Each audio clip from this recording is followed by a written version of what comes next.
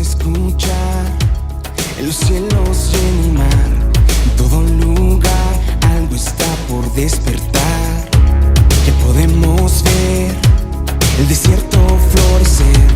No puedes creer, algo está por suceder. Ten valor, no dudes más. La noche no es el final. Vida a todo lo muerto que ya no respira. Vida a toda la gente que sigue perdida. Vida a todos los sueños que estaban durmiendo. Vida a toda la tierra seguimos cantando.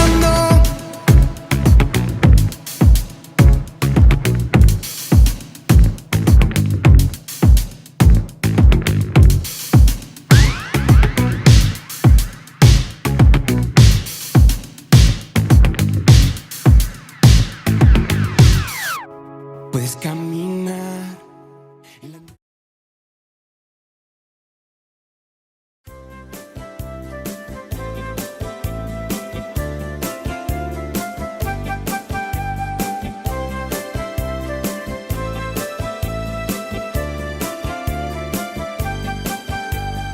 Lo que respira, alabe al Señor.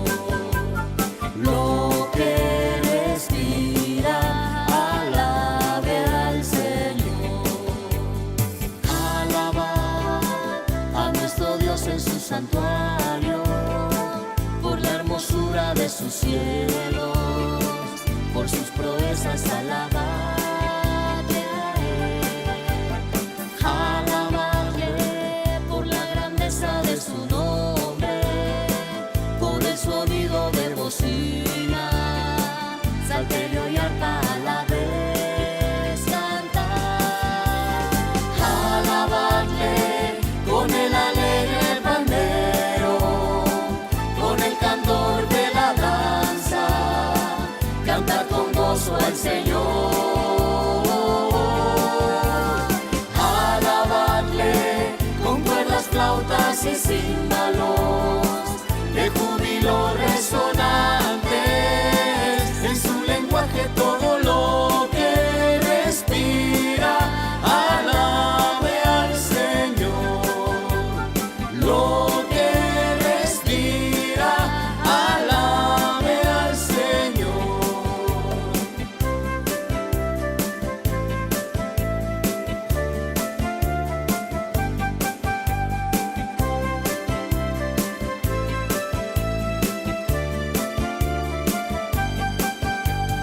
Lo que respira, alabe al Señor.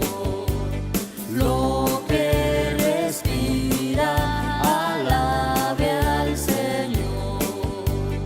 Alabar a nuestro Dios en su santuario, por la hermosura de sus cielos, por sus proezas alabadle a Él.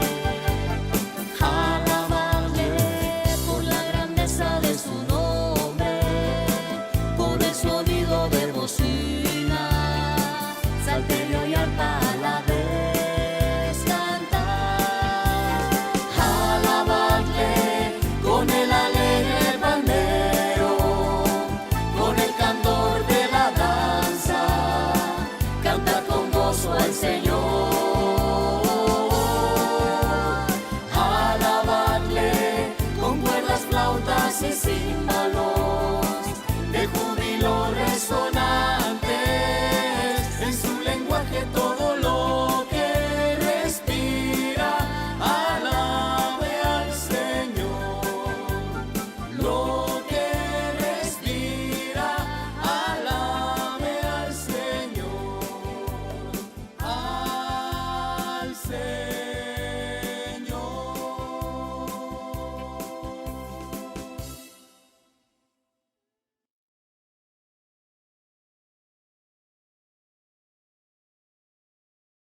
Invitar a que busquen en sus Biblias La carta a los Hebreos, capítulo número 11, específicamente el verso número 7. Carta a los Hebreos, capítulo 11, versículo número 7. Durante muchos años se creyó que el autor de la carta a los Hebreos era el apóstol Pablo. Incluso en algunas versiones de la Biblia así viene, carta del apóstol Pablo a los Hebreos. Pero después de un análisis minucioso, los biblistas descubrieron que el estilo, así como el uso de ciertos conceptos y palabras, no correspondían al apóstol Pablo. Entonces, es de manera anónima. Se han sugerido algunos autores, como por ejemplo Bernabé, Apolos, o inclusive una mujer, ¿no? En este caso Priscila. Pero bueno, independientemente de quién haya sido el escritor material de la carta a los Hebreos, el autor inspiracional pues es el Espíritu de Dios, o sea, Dios mismo. Y vamos a leer todos juntos, puestos de pie, el verso número 7 de este capítulo 11 de la carta a los Hebreos. Vamos, digamos amén, hermanos, si lo tenemos ya ubicado. Amén. Vamos a leerlo todos juntos a una voz y dice así: por la fe Noé fue advertido por Dios acerca de cosas que aún no se veían. Con temor preparó el arca en el que su casa se salvase, y por esa fe condenó al mundo y fue hecho heredero de la justicia que viene por la fe. Amén. Vamos a tener una palabra de oración. Señor Dios, en esta hora agradecemos infinitamente esta oportunidad que nos das, Padre Santo, de poder estar hoy aquí delante de ti, alabando tu nombre, ofreciendo este servicio, pero sobre todo, Señor, con la disposición de escuchar lo que dice hoy tu palabra. Queremos, Señor, que esta tu palabra sea la que hoy nos ministre, la que hoy, Señor, afirme nuestra confianza, y así como Noé, Señor, nos des la fe suficiente para continuar adelante hacia un futuro incierto y que muchas veces no es nada promisorio. Gracias, Dios, por este momento, en el nombre de Jesús. Amén. Amén. Bueno, mis hermanos, tomen sus lugares.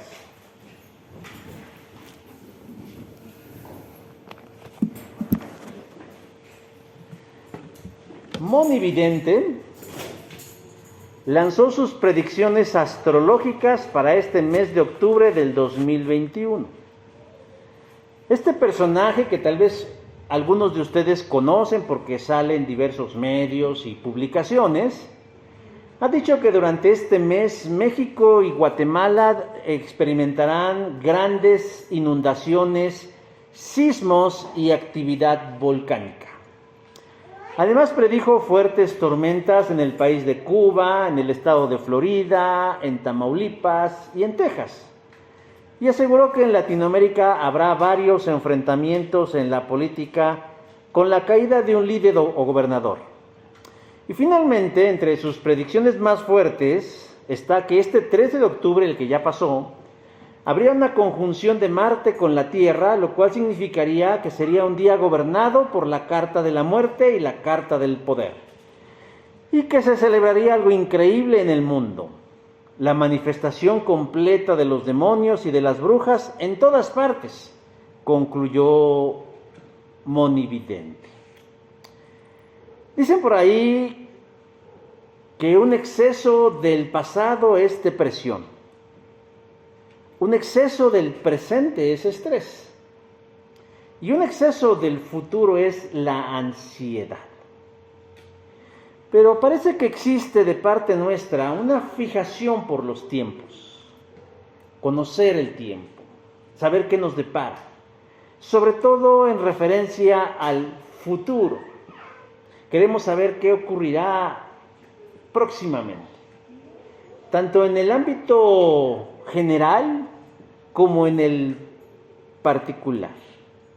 Pero a la luz de esta expresión, parece ser que el ocuparnos excesivamente del tiempo, sea pasado, sea presente o sea futuro, genera en nosotros sentimientos no agradables: depresión, estrés o ansiedad, que son primas hermanas. Pero lo cierto es que tenemos fascinación por saber qué nos depara el futuro, qué es lo que está por venir. Y por eso personajes tan charlatanes como Moni Vidente tienen éxito, porque la gente cree estas cretineces. Porque seamos sinceros, la verdad es que estos adivinos o videntes o astrólogos, en sus aparentes pronósticos, son tan genéricos como decir que yo voy a profetizar que al rato se va a hacer de noche, o que mañana va a salir el sol, o que indudablemente al rato me voy a sentar a comer. O sea, son situaciones que desde luego sabemos que sucederán.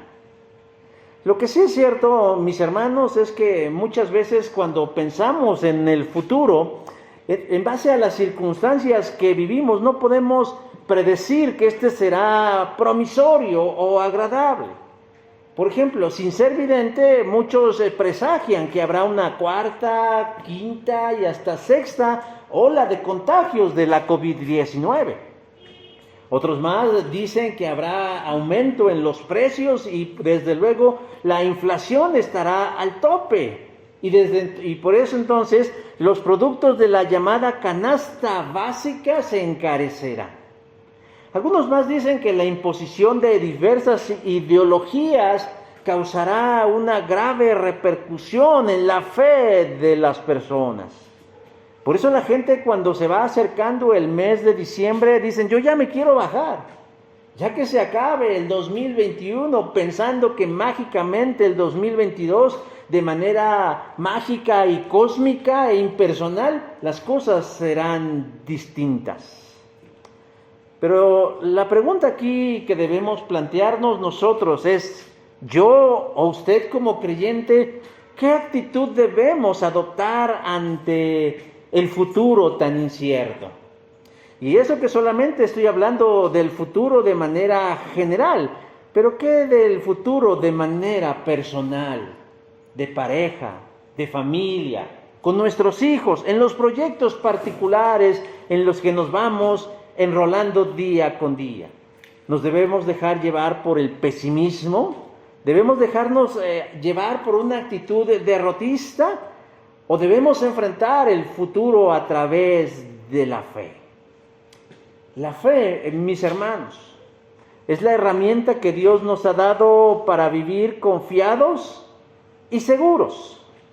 El autor a la carta de los Hebreos nos da una definición en el capítulo 11 que nos garantiza seguridad. Dice: es pues la fe, la certeza de lo que se espera y la convicción de lo que no se ve. Y si bien es cierto que es una definición bastante genérica, sí nos marca una línea hacia dónde encaminar nuestros pensamientos, nuestras emociones y nuestra vida.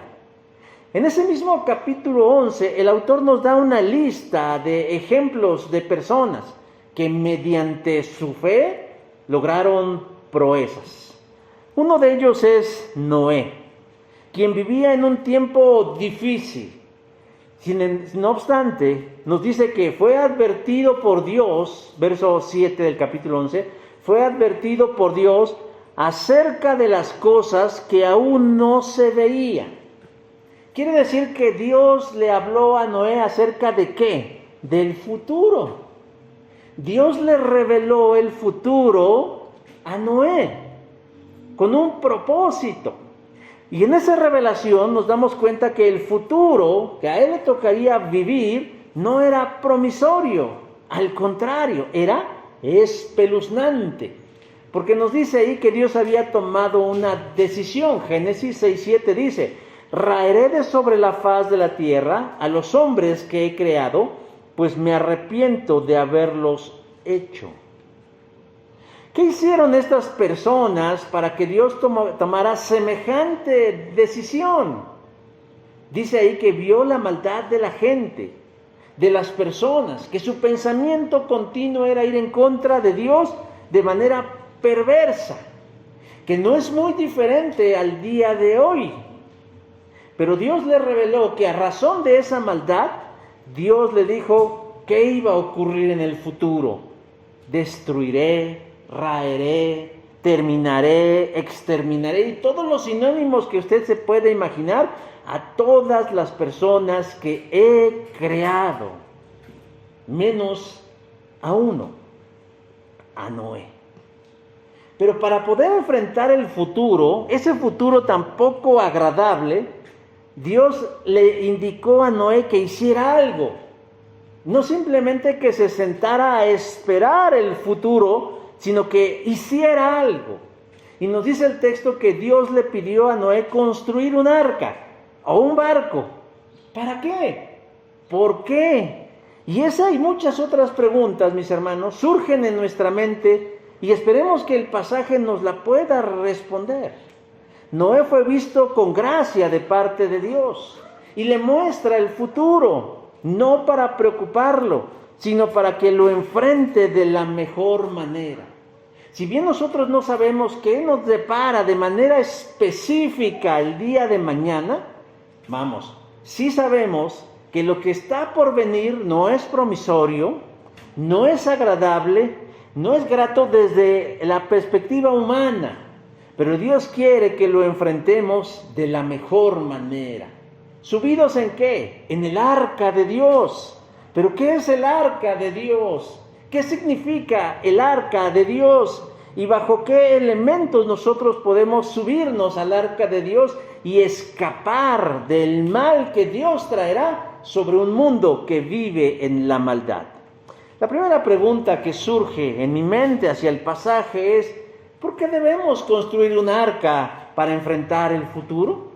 Verso 7 dice: preparó el arca en el que su casa y él se salvaría. Desde hace un rato Dios decidió acabar con toda vida en la tierra, no solo las personas, sino también los animales, las aves e inclusive los peces del agua. Y la razón por la que Dios iba a acabar con ellos era su maldad.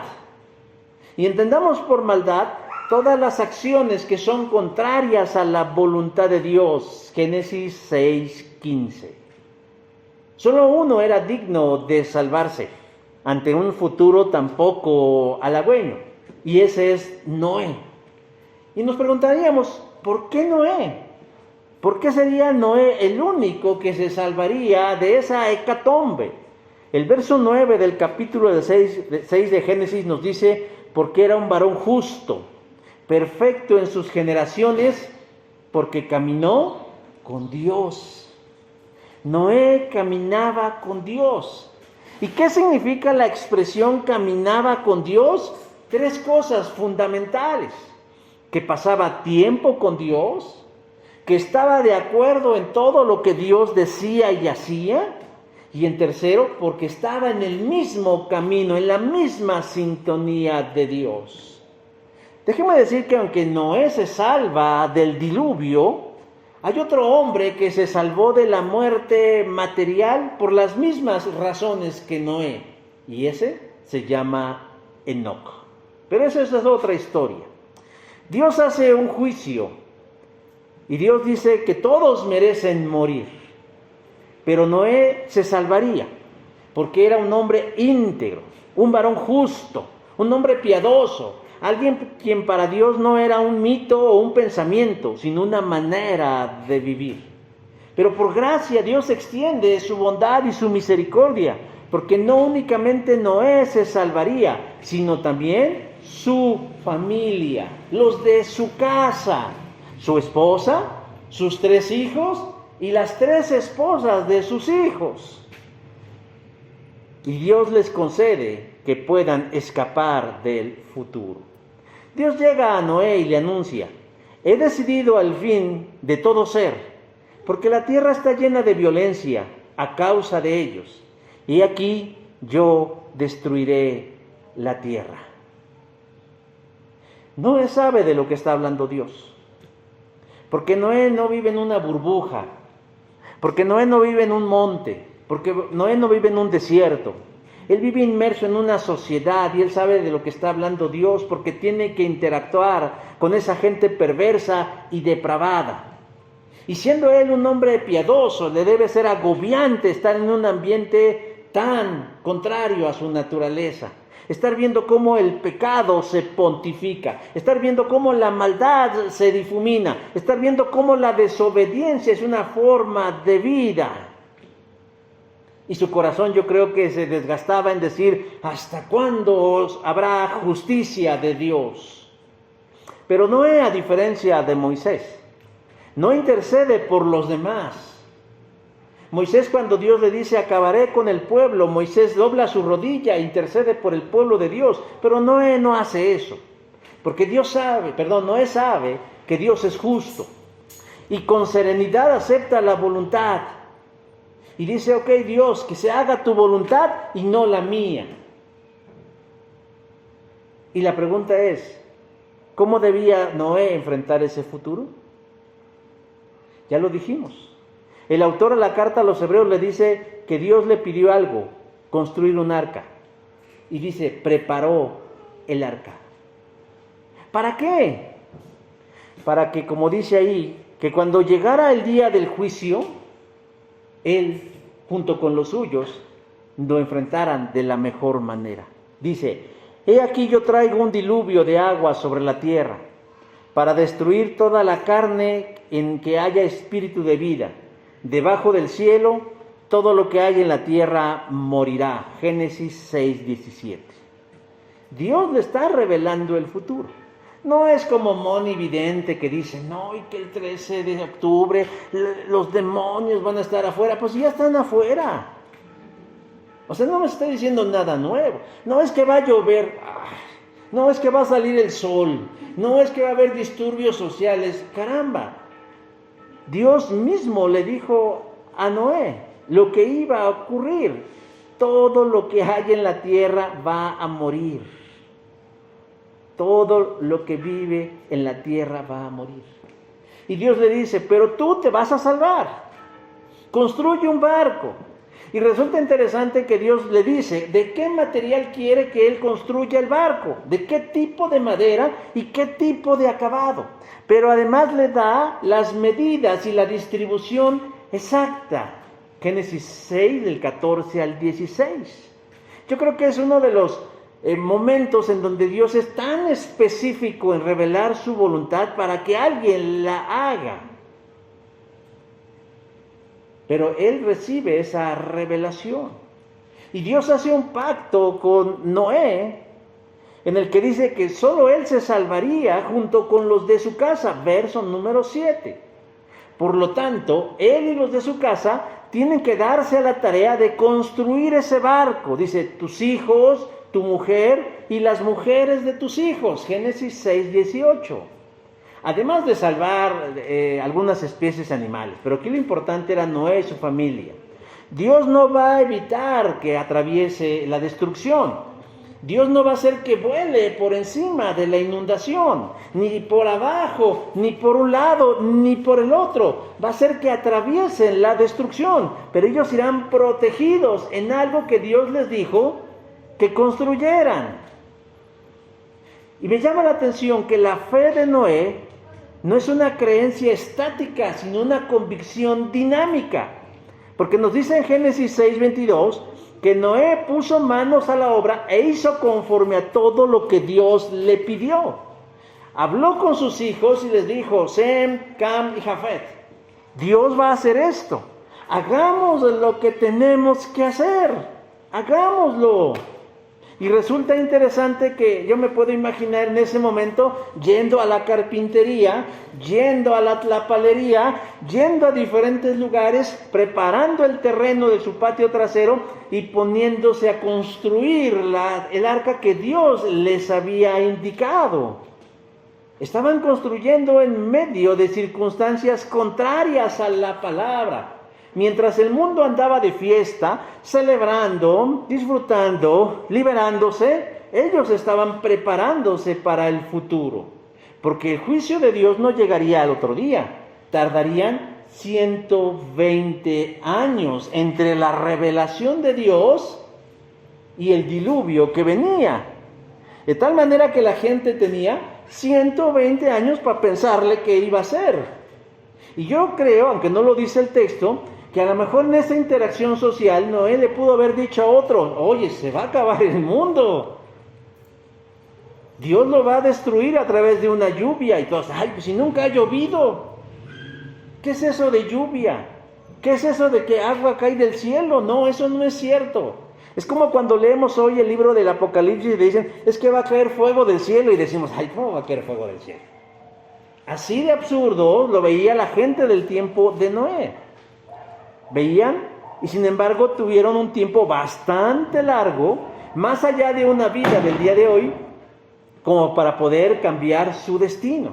Pero bueno, el punto es que Noé y sus hijos, en fe, con confianza, con certeza, con seguridad, ¿qué hicieron? Se pusieron en el patio trasero de su casa a construir el arca, a cortar la madera, a medirla, a pegarla, a calafatearla, es decir, a recubrirla, a medir y en fin, hacer todo lo necesario con la calma suficiente para poder construir el medio en el cual ellos se iban a salvar. ¿Se pueden ustedes imaginar la cara de los vecinos? De los curiosos que de pronto ahí en ese enorme patio un barcote, porque aparte no había mar cerca, no había ríos, y dicen, bueno, ¿y usted por qué está construyendo un arca, un barco? Aquí ni agua hay. Y tal vez le preguntaban y como decía, él les compartía, Dios va a hacer esto, el futuro se avecina de esta forma, y todos se reían. Y yo creo que de loco no lo bajaban.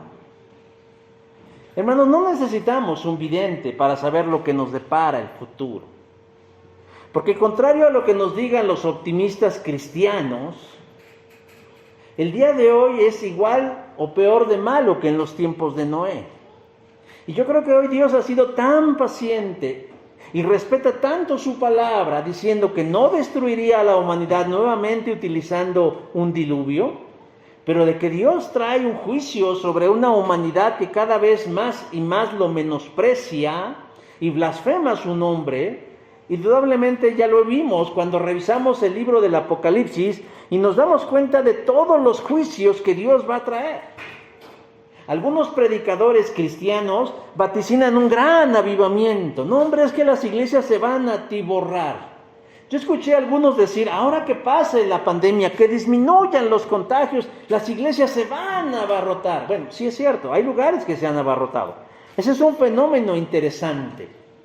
Pero hay que verlo desde una perspectiva. ¿Sabe usted por qué algunas iglesias, sobre todo iglesias grandes, se llenaron? No por el arrepentimiento, no por una convicción de pecado, sino porque muchas iglesias chicas desaparecieron, se murieron, se extinguieron, fueron abandonadas. Y los fieles que iban a esas iglesias, ¿qué dijeron? Pues vamos a sumarnos a una, pues donde las cosas ya estén hechas. Y entonces aumentaron la población. Pero no fue un avivamiento espiritual, no fue un movimiento del Espíritu Santo, fue un movimiento de la conveniencia y de las circunstancias.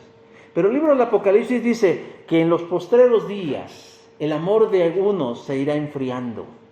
De tal forma, mis hermanos, que lo que vemos hacia el futuro para la fe no es promisorio, no habrá un avivamiento. No será el paraíso en la tierra, como dicen los TJs, que se va a formar en la tierra. No es cierto, sino que dice Jesús, una nación entrará en guerra con otra, un reino con otro reino. Habrá terremotos en muchas partes del mundo y también hombres. Por eso es solo el comienzo de los dolores del parto. Y luego vendrán más. Marcos 13:8. Eso del plano mundial. Pero ¿qué de mi futuro como persona? Hermanos, yo no me estoy haciendo más joven, ¿o ustedes sí? A menos que seamos Benjamin Button, ¿no? El personaje que personificó Brad Pitt, que nos vamos haciendo niños en lugar de hacernos más viejos. Y pareciera que nuestra mente y nuestro cuerpo no están en sintonía porque planificamos como si nos hiciéramos más jóvenes. Pero Winston Churchill dijo en una ocasión, envejecer es decadencia. Y si nosotros no caminamos por la vida con esa idea de que conforme pasen los años, las cosas en nuestro cuerpo irán siendo distintas, pues podemos adoptar dos posturas. O achicarnos ante un futuro que es irremediable, o enfrentarlo en la fe. ¿Cómo? Construyendo un arca para mí y mi familia. ¿Qué significa eso, hermanos? ¿Qué significa construir un arca? Tomar en serio la fe en Jesucristo. Dejar de que sea una actividad del domingo o de que cuando las cosas me van mal. Construir un arca, hermanos, tiene que hacer las mismas cosas que hacía Noé. Pasar tiempo con Dios. Pasar tiempo con Dios. Orar a Dios no es una disciplina religiosa, es un compañerismo diario, platicar con Él de lo que sentimos, de lo que vivimos, de nuestros miedos. A Él no podemos esconderles nada. Él sabe lo que somos. Tal vez entre nosotros nos impresionamos diciendo, ay, mira, yo soy bien sabio, o yo soy bien guapo, o yo soy bien fuerte, pero la verdad es que Dios nos conoce. Y no hay nada más liberador que llegar a la presencia del Señor y mostrarnos cuál somos, y caminar todos los días con Él. La segunda cosa, mis hermanos, estar de acuerdo con Él. Qué afán siempre de estarle chiquiteando su voluntad. Si Él dice que por ahí, pues por ahí. Pero siempre decimos, bueno, es que Dios dice aquí, pero yo me voy por acá. Porque Dios sabe o Dios entiende. Estoy leyendo el libro de los Números.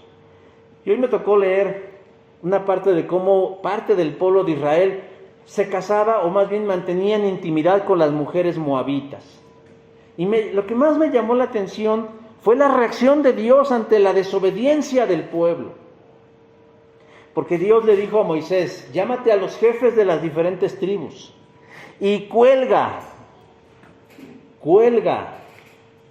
en la plaza pública a todos aquellos que se relacionaron con las mujeres moabitas. En la breve descripción que se hace en el libro dice que el pueblo lloraba ante el juicio de Dios. Y en eso ocurrió algo interesante, porque dice que uno de los israelitas tomó a su mujer moabita y la fue a esconder a su casa. Fines, el hijo de Aarón, que es uno de los sacerdotes, miró la escena de cómo ese hombre pretendía esconder a su mujer. Fue con una lanza y los atravesó a los dos. Y en ese momento, dice, el juicio de Dios se detuvo.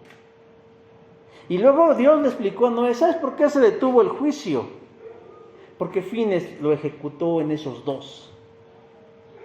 Porque esos dos, sobre todo él que era del pueblo de Dios, representaba el dolo con el que estaba violando mi ley.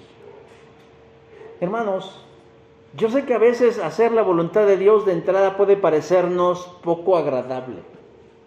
Pero si la Biblia es verdad, dice que la palabra de Dios que es agradable y perfecta. Agradable y perfecta. Y si queremos salvarnos de este futuro incierto, hermanos, además de pasar tiempo con Dios, debemos reflejar ese tiempo haciendo lo que Dios hace, estando de acuerdo con Él. Y la tercera cosa, estando en el mismo camino que Él. Haciendo las mismas cosas. Y les aseguramos que podemos estar construyendo un arca. Ahora, el arca de Noé no solamente implicaba a Noé como individuo, sino también a los de su casa. A los de su casa. Es muy triste, mis hermanos, ver familias desarticuladas en la fe. En donde una familia ya no es lo común ver a las familias unidas en la iglesia, que es solo una expresión del reino de Dios. Es muy lamentable donde parece ser de autoservicio, usted escoja qué es lo que quiere hacer, pero para Dios la familia es importante. Y si nosotros dejamos democráticamente a que cada integrante de nuestra casa haga lo que se le pega la gana, como en el libro de los jueces, eso se traduce en un desastre para la vida. Yo le voy a contar una experiencia mía, aunque yo sé que usted no viene a escuchar mis experiencias, sino a Dios. Cuando yo me convertí a la edad de 23 años, hace poquito, hace unos cuantos meses, y yo llegué a la iglesia 2 años después de convertirme, porque también fui rebelde, y llegué a la iglesia, me llamaba la atención que en esa iglesia había familias enteras. Y cuando el pastor decía, y las familias aquí representadas, a mí me sacudía un poquito en mi mente cuando decía las familias aquí representadas, porque yo iba solo. Bueno, yo iba solo, iban los demás hermanos. Y la verdad es que en mi corazón había cierto sentimiento, me daba pechito, en las ceremonias especiales como Navidad y fin de año, porque cuando se hacían los cultos llegaban las familias, a veces hasta las generaciones, los abuelos, los padres, los nietos, los sobrinos, familias llegaban a los servicios de Navidad o de fin de año. Y al terminar la celebración espiritual, y yo veía que todos se saludaban, era hermoso ver cómo se iban juntos, porque iban a pasar esa noche o esa celebración juntos como familia espiritual. Y en mi mente y en mi corazón había un sentimiento de decir, es que aquí no está mi familia, es mi familia en la carne. Y yo me sentía triste y me iba solo a mi casa. Llegaba a mi casa y bueno, sí pasábamos Navidad juntos, sí pasábamos, pero no se sentía la misma armonía espiritual. Y así lo viví. Hoy le doy gracias a Dios porque en mi iglesia, no solo vengo con mi esposa y con mis 2 hijas a la iglesia. Y que ellas están empezando a servir en la iglesia. No solo van y está dando clases a los niños, sino ella edita los videos y hace todo lo que se ve en las redes sociales y sale de ella a hacerlo. Es maravilloso. Nunca la hemos obligado a venir. Nunca la hemos obligado a creer. Pero estamos junto con ella y la más pequeña construyendo un arca para que cuando venga el futuro no nos agarre desprotegidos, sino por lo menos agarrados. Y eso es a lo que se refiere, hermanos. Cuando los hijos están en edad de ser corregidos e instruidos, nosotros debemos darnos a la tarea de construir con ellos un arca, siendo modelos de fe y de piedad, para que cuando vengan los problemas que Dios nos dice que habrán de venir, nosotros podamos hacerlo con la protección del Señor. Ahora, la segunda pregunta que a mí me surge, ¿con qué actitud debemos construir esta arca? De obediencia. No, ay, bueno, ya nos dijeron, ya nos asustaron con el petate del muerto, que vienen vaticinios, que nos va a pasar lo malo. Digo, porque conozco la naturaleza humana. No, hermanos, esa no es la actitud con la que debemos enfrentar el futuro construyendo el arca del Señor. Dice el verso 7, con temor preparó el arca. Con temor preparó el arca. Noé no adoptó una postura pasiva, sino una fe activa. Él adoptó una conducta correcta, caracterizada por 2 actitudes. Una, la obediencia. Génesis 7:5 dice, e hizo Noé conforme a todo lo que le mandó Jehová. Hace un rato yo les decía, imaginémonos la casa de Noé. Después de recibir la revelación de Dios, juntando a sus 3 hijos, a sus 3 nueras y a su esposa, diciéndoles, esto es lo que va a pasar. Y Dios dice que construyamos un arca. A ver, ¿qué se les ocurre? ¿No, verdad? Sino que Él les dijo, Dios nos dio un plano. Nos dijo de qué material. Nos dijo con qué acabado. Nos dijo con qué característica. Y alguien preguntó, ¿y te dijo Dios cómo va a terminar con el mundo? Y Noé le dijo, Dios lo va a terminar mediante algo que Él llama lluvia. Caerá agua del cielo. Nunca antes había llovido. Y por eso a ellos les sorprendía. Dios le da a Noé los planos de cómo hacer el arca. Así como Dios nos da su palabra de cómo vivir una vida cristiana. Y yo creo que cuando Él empezó a hablar, en algún momento hubo como incredulidad de parte de sus hijos. Pero como no era un líder en el estricto sentido de la palabra, Él sí era el patriarca de su familia, no solo por su edad, sino por la manera en cómo conducía su vida, los convenció. Claro que hay duda y confusión, pues Dios les habló de cosas que aún no se veían. Ellos tenían que hacer 2 cosas. Una, desestimar la revelación de Dios y seguir con su vida. Otra predicación más. Bebamos, comamos, bailemos, disfrutemos, que algún día moriremos. Pero la otra que ellos podían hacer era obedecer al pie de la letra el mandato de Dios. Les dije hace un rato, me parece que las instrucciones que Dios le da a Noé son unas de las más detalladas y exactas, porque Noé generalmente no da detalles. Pregúntenle a Abraham, que solo le dijo, toma a tu mujer y tus cosas y vete a la tierra que yo te mandé, punto. O como Jesús le dijo a sus discípulos, yo todavía tengo mucho que decirles, pero ahora sería demasiado para ustedes, Juan 16:12. Salomón dice que hay 6 cosas que Dios aborrece, y 7 las que agobian su alma. Y una de ellas es la desobediencia. Dice, los pies que corren a hacer lo malo, Proverbios 6:18. Y hacer lo malo, hermanos, es desobedecer. Y Dios se toma muy en serio esas cosas de la obediencia. No por menos echó del Edén a Adán y a Eva. No por menos nos separó de su presencia por siempre. Y el profeta Samuel le dijo a Saúl en relación a su desobediencia, negarse a obedecer a Dios es tan malo como la brujería. Ser tercos y hacer la voluntad propia es como el pecado de adorar ídolos. Oigan, los cristianos evangélicos o los mal llamados protestantes se curan en salud señalando la brujería y los agoreros y los hechiceros y el Halloween, y ya se ponen en sus redes sociales, en este hogar no se celebra la muerte, ¿no? O miren, ahí están los idólatras, ¿no? Tiren a la Virgencita, tiren a San Judas, ¿no? Bueno, pues déjenme decir que eso mismo que condenamos es lo mismo de lo que adolecemos cuando desobedecemos al Señor. Idólatras y hechiceros. Y nos dice ahí que Él, en obediencia a Dios, hizo lo que tenía que hacer. Y es así como nosotros debemos actuar en la vida. Cuando escuchamos de Dios su palabra, obedecer su palabra. Aunque nos resulte difícil o complicado, si lo hacemos en nuestras fuerzas. Pero si le pedimos al Señor la llenura de su Espíritu, las cosas son menos complicadas. La segunda cosa que nos dice el texto es que no solo lo hizo con obediencia, sino también con temor. Dice, con temor preparó el arca. Ahora, el temor de la que habla este pasaje, poco o nada tiene que ver con esa emoción que conocemos como miedo. O sea, él no se puso a hacer el arca con miedo a lo que le iban a decir los demás.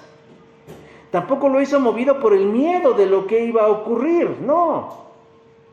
Sino que otras versiones de la Biblia, cuando traducen temor, significa reverencia. Y algunas versiones traducen, la hizo con temor reverente. Lo que quiere transmitirnos el autor sagrado es que Dios tomaba en cuenta a Dios, Noé tomaba en cuenta a Dios y no a los demás. Y eso se conoce como temor. Está de acuerdo con Dios. Y eso es temor de Dios. Porque dice, Dios tiene razón. Tiene razón en las decisiones que está tomando. Y tiene razón en lo que está haciendo. Por lo tanto, yo lo obedezco. Jesús lo dejaría más claro siglos después. No tengan miedo de los que pueden matarles el cuerpo. O sea, no le teman al que les puede quitar la vida, sea coronavirus o lo que sea, porque no puede tocar su alma. Teman solo a Dios, quien puede destruir tanto el alma como el cuerpo. Mateo 10:28. Lo que debe pesar en nosotros es lo que Dios piensa de lo que somos y de lo que hacemos. ¿Qué piensa Dios de mí? ¿Qué opinión tiene Dios de mí? Cuando yo empecé en este ministerio, había personas que siempre me estaban evaluando. Lo hiciste bien, lo hiciste mal, lo hiciste regular. Ya vas creciendo, y ahora sí aplauso. Si no, tachecito. Y eso va creando ansiedad en uno, decir, caray, ¿y ahora qué me van a decir? Pero uno debe llegar al punto de decir, ok, no se trata de ser gacho con la gente, pero lo que debe pasar por encima de lo que digan los demás, es decir, ¿cómo me ve Dios a mí?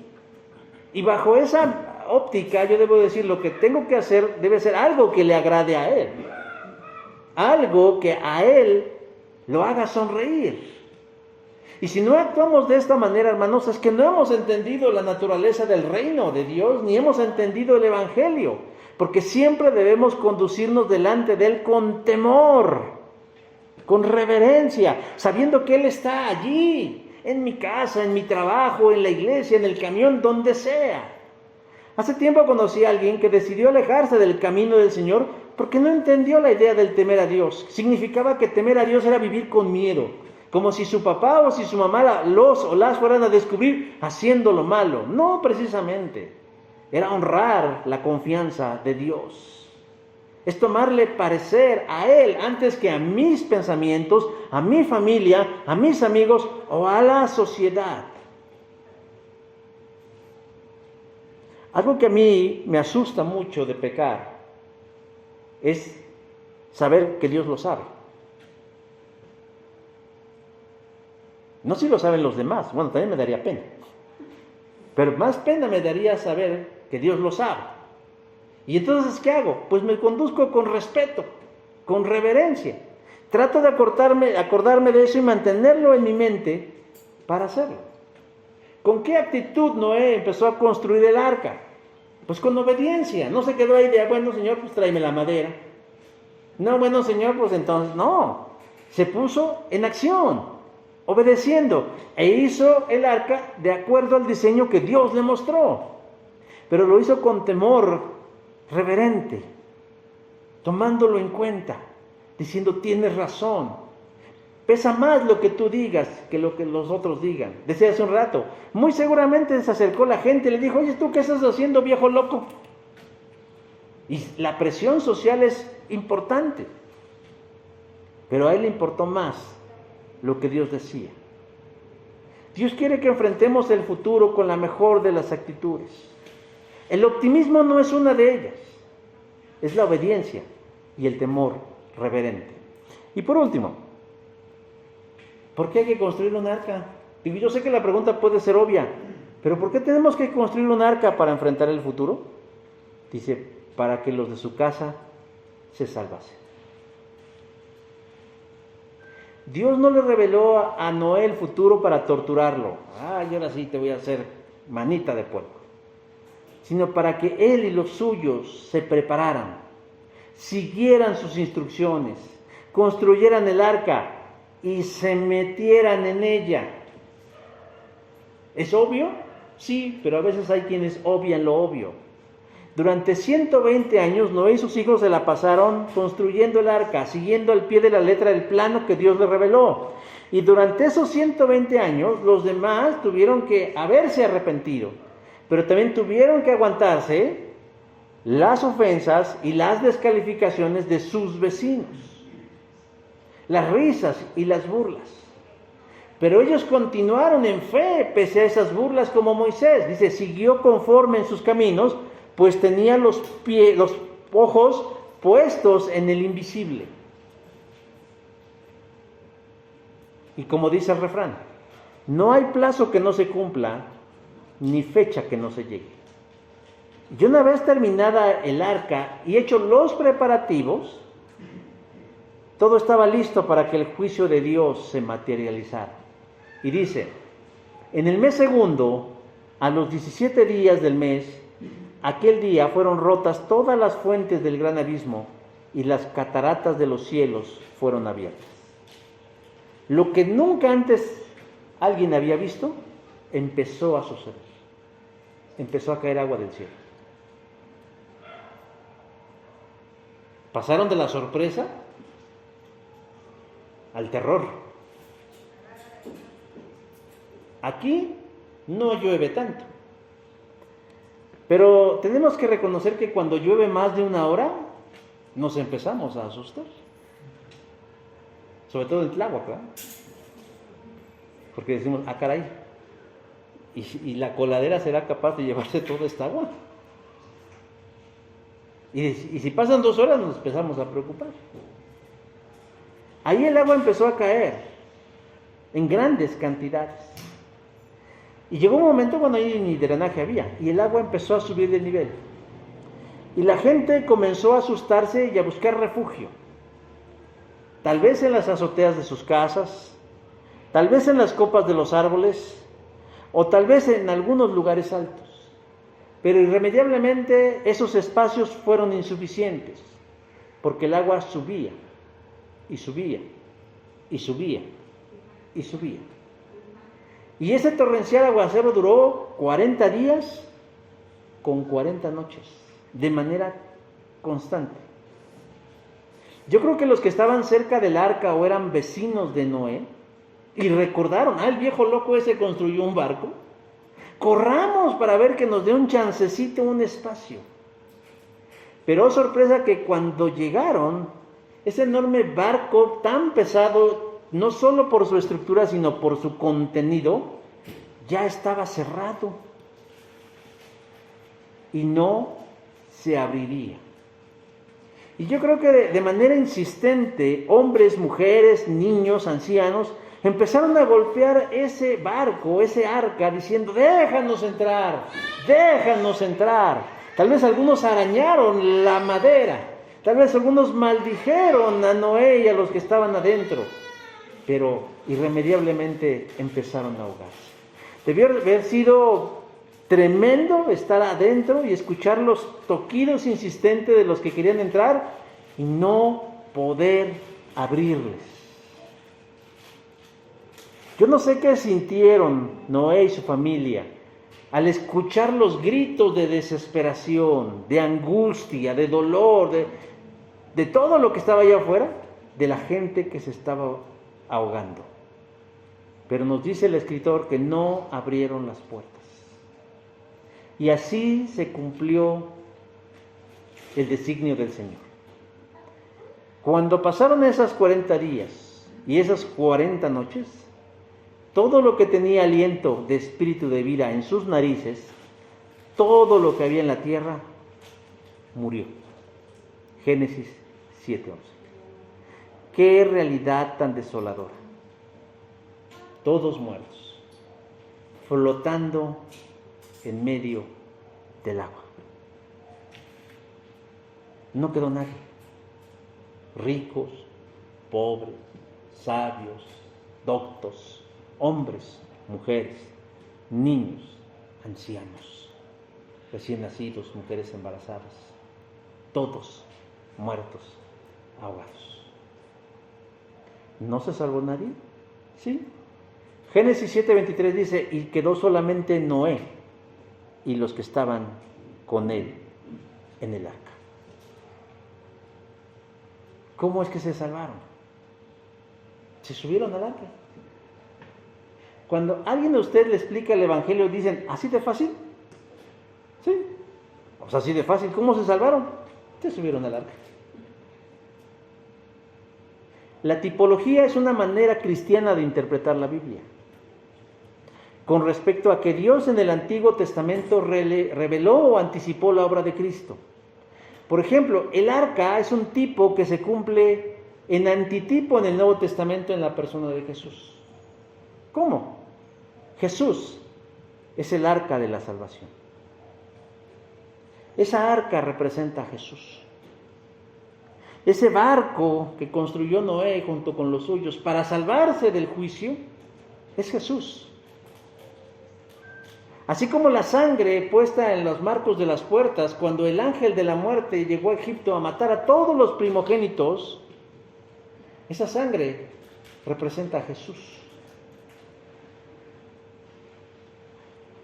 Cuando Dios decide ejecutar su juicio, lo mejor que pudieron haber hecho Noé y los suyos fue refugiarse en el arca, acogerse en el arca, hacerse bolita en el arca, a simplemente cerrar los ojos en fe y decirle, aquí estamos, Señor. Porque había algo importante. Cuando ustedes llegan a este lugar y se sientan, no se dan cuenta, pero lo hacen en fe, que la silla en la que se van a sentar no se va a romper. De la misma forma, cuando Noé y su familia se metieron al arca, lo hicieron en fe, porque cabía la remota posibilidad de que el barco no aguantara. Y sin embargo aguantó, soportó, resistió, sobrevivió hasta el final del diluvio. Y esa es garantía, mis hermanos, que nosotros, ante el futuro tan poco promisorio que se nos acerca, en todos los sentidos, lo mejor que podemos hacer para salvarnos es refugiarnos en Jesús. El asunto primordial de la Biblia es la salvación. Y la palabra de la que se traduce salvación también dice salud, redención, rescate, liberación. Y Dios nos ha provisto a nosotros de todos esos recursos para que nosotros seamos salvados, rescatados, liberados de un futuro poco halagüeño.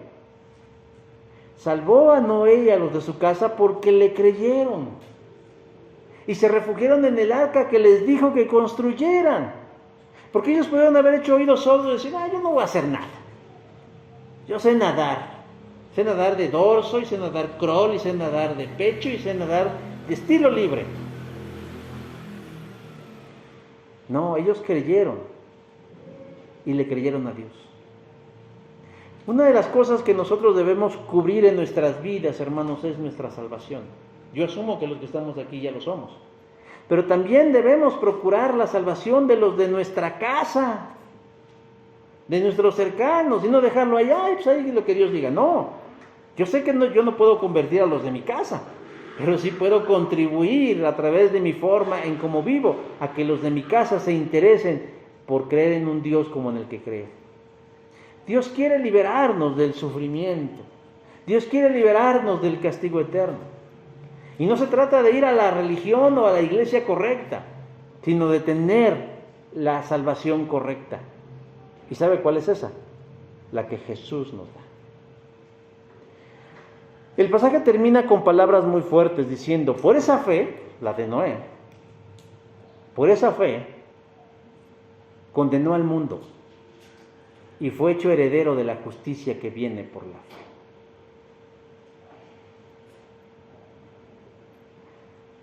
La condenación de Noé, la fe de Noé fue la condenación del mundo. Porque la fe de Noé era la demostración de que el mundo estaba equivocado y de que estaban en un error. ¿Se acuerdan ustedes cuando en esos tiempos juveniles que íbamos a la escuela y hacíamos examen y el maestro decía, todos decíamos: es que estuvo dificilísimo el examen, nadie lo pasa? Era para justificarnos, ¿verdad? Nadie lo va a pasar. Pero nunca faltaba el cerebrito, o el matadito, o el nerd, que sí lo aprobaba. Y decía el profesor, así agarraba el examen y decía: fulanito de tal, él sí lo contestó. Y porque él sí lo contestó, ustedes están reprobados. Si nadie lo hubiera contestado, si ni el cerebrito lo hubiera contestado, y el profesor fuera justo, diría: ok, sí es cierto, está, pero si nadie lo pasaría. Pero con uno que lo pasó, él dijo: entonces sí se puede, ¿verdad? Y por eso ustedes están reprobados. Bueno, algo parecido, para que lo entendamos, es lo que nos está diciendo: por esa fe Dios condenó al mundo. Porque si Noé, sin Jesús, en su tiempo, fue un hombre justo y con fe, por eso dice: su fe condenó al mundo. O sea, quiere decir, es que era posible salvarse. Existía esa probabilidad mínima, pero la había. Por lo tanto, la fe de Noé avergüenza a ese mundo, avergonzó a su generación diciendo: si yo pude, es que ustedes también lo podían haber hecho. Pero no quisieron. Y no quisieron. ¿Y qué le trajo como beneficio? Dice: y fue hecho heredero de la justicia que viene por la fe. ¿Recuerdan? La semana anterior hablamos de la justificación. Noé fue hecho justo. Dios lo miró como si nunca hubiera pecado, como si nunca se hubiera fallado, como si nunca él hubiera tenido en su vida ningún error. Fue hecho justo por su fe. Y hoy en día, hermanos y hermanas, ante un futuro tan difícil y tan complicado que se nos avecina, nosotros debemos pensar en qué, en construir un arca en construir un arca, hermanos, con los elementos que el Señor nos da. Yo lo he dicho y lo seguiré diciendo, somos una generación privilegiada, tenemos la revelación máxima del Señor, Jesucristo mismo ya se reveló, tenemos su palabra escrita, tenemos muchos recursos, tenemos el Espíritu de Dios, tenemos la iglesia, tenemos el reino, tenemos todo para salir adelante y construir esa arca. Si no lo logramos y si vivimos una vida miserable, déjenme decir que es entonces porque quisimos hacerlo y no porque el Señor no nos ayudó. Y no porque el Señor no nos extendió la mano. Mucha gente se asusta de lo que está sucediendo y le presagia al futuro cosas difíciles. Pero en lugar de malviajarnos con esos pensamientos pesimistas, tendríamos que adoptar la actitud de Noé diciendo, no importa quién gobierne y no importa lo que haya, porque el Señor va con nosotros. Y eso es lo más importante. Ay, que el calentamiento global. Ay, es que el socialismo. Ay, es que la crisis económica. Sí, pues claro. Eso incide en nosotros. Pero el Señor dice que ya nos reveló las cosas que todavía no suceden. Y al igual que Noé nos dice, pues ponte a construir tu arca. De aquí a que te mueras, pues tienes mucho tiempo para hacerlo, ¿no? Ponte a construir tu arca. Pasa tiempo con Dios. Ponte de acuerdo con Dios y camina de la mano de Dios para que el Señor te otorgue por tu fe la justicia y la paz que tú estás necesitando. Vamos a orar, hermanos. Vamos a cerrar nuestros ojos en esta hora y pedirle al Señor. Señor Dios, en esta hora queremos agradecerte tu palabra, la cual siempre es oportuna, la cual siempre es veraz, la cual siempre es eficaz. Y Señor, en medio de un futuro tan incierto para todos, en esta hora te rogamos, Señor, que podamos mirarnos a través de los ojos de Noé y que podamos imitarle en ese sentido, para que cuando llegue esas calamidades que muchas veces creemos que van a llegar, en realidad nosotros, Señor, podamos confiar en que tú vas con nosotros y que con el arca que tú, Señor, has construido en Jesús, nosotros nos salvaremos. Yo no sé, Señor, no conozco el sentir de todos los que estamos hoy aquí. Pero tal vez, Señor, el futuro nos asusta y nos preocupa. Tal vez ni siquiera pensemos en muchos años, a veces el siguiente día, o las siguientes horas, o los siguientes momentos. Yo te pido en el nombre de Jesús que en esta hora, Señor, así como viniste con Noé, y no solo le revelaste el futuro, sino le alentaste a un buen futuro, tú vengas a aquel o aquella persona que está buscando de ti, Señor, paz y seguridad, confianza, que deposite su fe y su esperanza en ti y en tus promesas. Derrama de tu Espíritu, Señor, en la vida de aquel o de aquellos que están necesitando en este momento, Señor, saber que el futuro en ti es promisorio, que en ti, Señor, es de esperanza y que en ti, Señor, es maravilloso.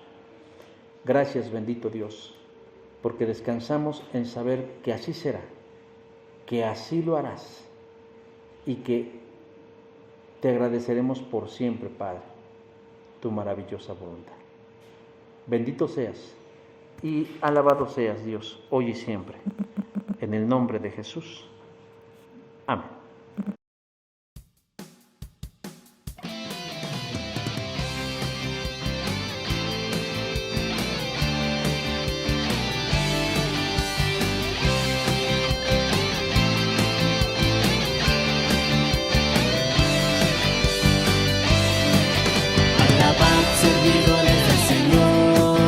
Alabad el nombre del Señor, bendito sea el nombre del Señor, desde ahora y para siempre, desde la salida del sol hasta su ocaso, sea alabado su nombre.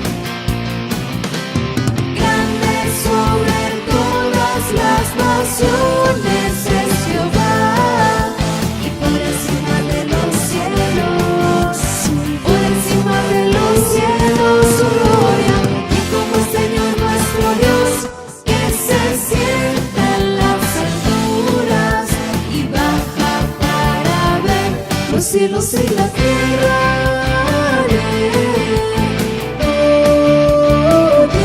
los cielos y la tierra,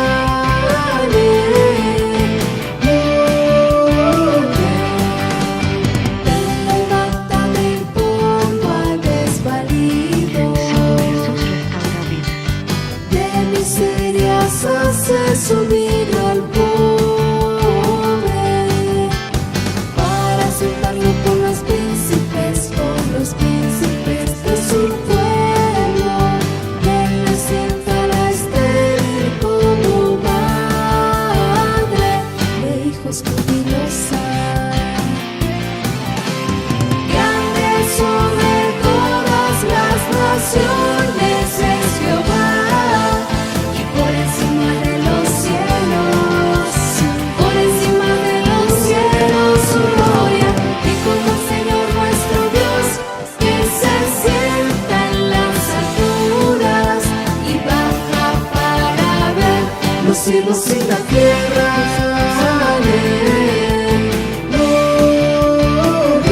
Los cielos y la tierra,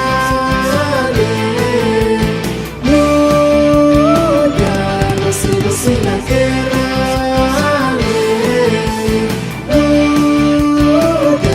los cielos y la tierra.